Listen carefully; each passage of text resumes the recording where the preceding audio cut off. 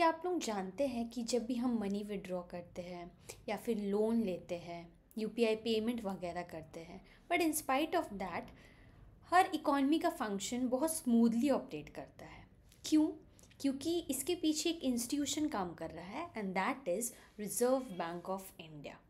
सो हम लोग बिगिन करते हैं लेक्चर को और समझते हैं रिजर्व बैंक ऑफ इंडिया का in detail. First of all history देखेंगे एंड देन फिर स्ट्रक्चर की तरफ मूव करेंगे। So reserve bank of India is the India's central bank. इसका स्टैब्लिशमेंट हुआ था 1 अप्रैल इन 1935। एक्ट क्या था? 1934। सो पहले एक्ट आया एंड देन स्टैब्लिशमेंट हुआ। Initially it was a privately owned, मतलब ये प्राइवेट सेक्टर के बैंक्स लोग ओन करते थे। Later it was nationalized in 1949 to align with the जो भी हम लोग का rules and regulations of the economy है उसके हिसाब से। It serves as the apex monetary authority, regulator and supervisor of the Indian banking system. पूरे बैंकिंग सिस्टम का ये हेड है एंड फाइनेंसेस, ऑपरेशन, सब चीज़ को ये हैंडल करता है। इशू कर रहा है करेंसी, कैसे ऑपरेट करेगा वो currency, then monetary stability in the economy, ये सब काम रिजर्व बैंक ऑफ इंडिया का है। आरबीआई हेडक्वार्टर कहाँ है इनका? मुंबई में, जहाँ से गवर्नर सब rules, regulation and policies operate करते हैं। आरबीआई को बैंकर्स बैंक भी कहा जाता है बिकॉज अगर बैंक को किसी टाइप का भी प्रॉब्लम है, कमर्शियल बैंक को, सो वो मनी लेंड कर सकता है और अदर इश्यूज भी रिजॉल्व हो सकता है विद द सेंट्रल बैंक। क्योंकि ये सेंट्रल बैंक है, it has to support the other banks which are under there.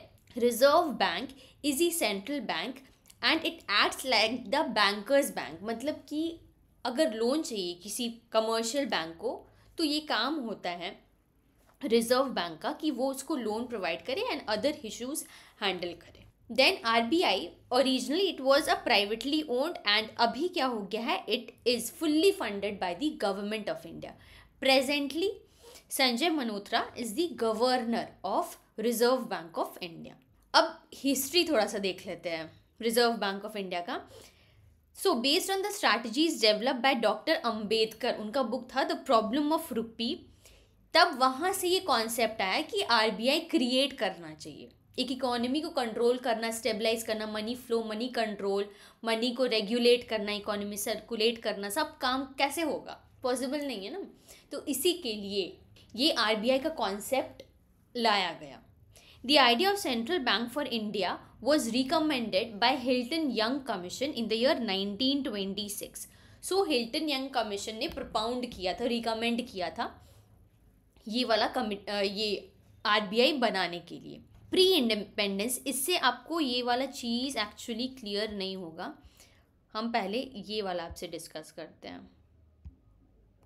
ये देखिए, ये पूरा टाइमलाइन है आरबीआई का, ये बहुत हेल्प करेगा आपका रिवीजन के टाइम पे। मैंने एक स्ट्रक्चर्ड फॉर्मेट में बना दिया है, आप आराम से रिवाइज कर लीजिएगा। फर्स्ट ऑफ ऑल देखिए, हिल्टन यंग कमीशन, ये ब्रिटिशर्स लोगों का कमीशन था। इन्होंने रिकमेंड किया था 1926 में कि आरबीआई क्रिएट होना चाहिए। फिर ब्रिटिशर्स लोगों के कहने पर the act was passed in the year 1934। फिर स्टैब्लिशमेंट हुआ, first RBI was established in Calcutta in the year 1935, एक साल के जस्ट बाद। फिर headquarters move from Calcutta to Bombay, Calcutta से मूव होकर के बॉम्बे में शिफ्ट हुआ 1937 के दौरान। उसके बाद इस बीच में क्या हुआ था, before the independence of around 48 and 47 Burma and Pakistan, ये दो प्लेसेस थे। सो बर्मा एंड पाकिस्तान, ये दोनों प्लेसेस को before the independence period Burma and Pakistan was being controlled by the reserve bank of India only. उसके बाद जब इंडिपेंडेंस के बाद 1947 and Burma and in 1948 Pakistan, इनका डिवीजन हो गया and naturally they have their own regulatory body over there. इससे पहले प्री इंडिपेंडेंस में और या फिर नेशनलाइजेशन से पहले just RBI was responsible for controlling the Burma and the Pakistan regions even.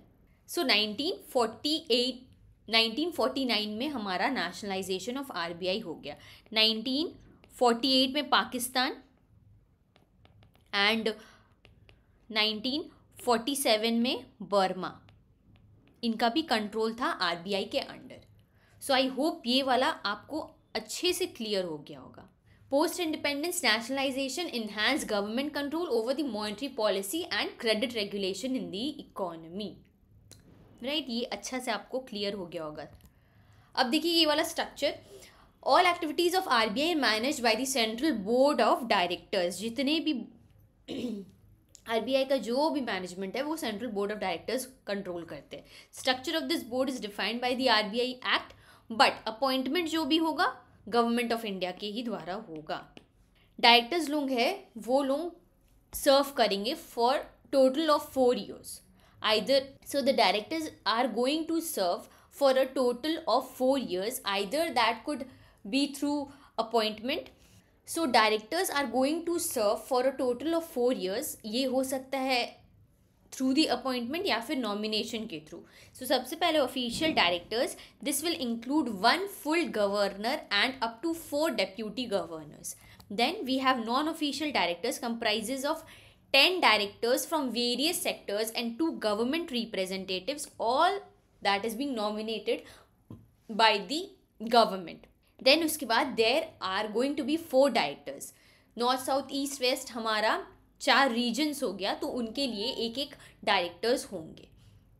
Right, so this was ये वाला 2 जो स्लाइड है, बस आप एक बार देख लीजिए.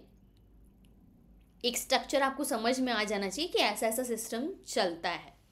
And this is very important. The history हो गया, हिस्ट्री से क्वेश्चंस हमारा आया हुआ है. फर्दर हम लोग फंक्शंस हो गया, रोल हो गया, ये सब स्टडी करेंगे आरबीआई के अंडर. ठीक है, so this was all about today's lecture. I hope you like the lecture. अगर आपको किसी भी प्रकार का डाउट हो, कुछ भी क्वेश्चंस पूछना है तो कमेंट कर दीजिएगा. I would give a reply to that. So once again thank you, take care and study.